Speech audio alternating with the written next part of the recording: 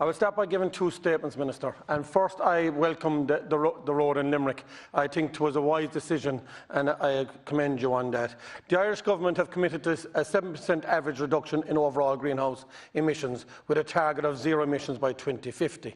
Have you ever driven by car from Limerick to Cork? You may think that these are two random statements, but believe me, they are not. I think we must be realistic here. Firstly, we are looking at the Dáil bypass, which has been prioritised, yet is ongoing for the last 5 years. This must be completed by the 2030 for Fine's port, for it to keep its port status. It is the deepest port in Europe, and with a road and rail infrastructure, it can facilitate the largest ships in the world.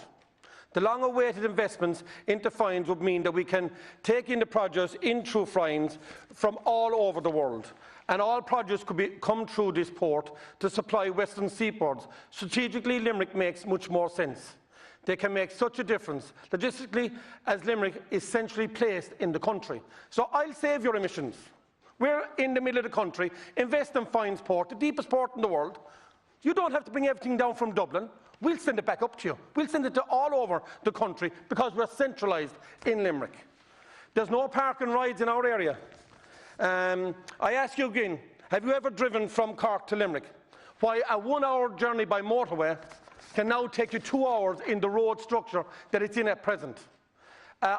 The National Development Plan, 21.8 million is for energy and climate change, only allocating 4.5 billion to the local roads region.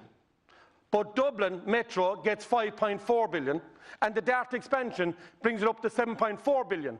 So 94,427 kilometres of local and regional roads are getting only half the funding that you're giving into Dublin. Thank you, Deputy. There is 25 other counties in Ireland that are contributing to this country. Give us our equal share and invest in the infrastructure. And a common sense approach, Minister. Thank you. And look at Fines, deepest port in Ireland. We'll save your emissions. We'll bring down the emissions because we're centralised. And remember, it's the deepest port in Europe, which can accommodate the largest ships in the world. Thank you very much.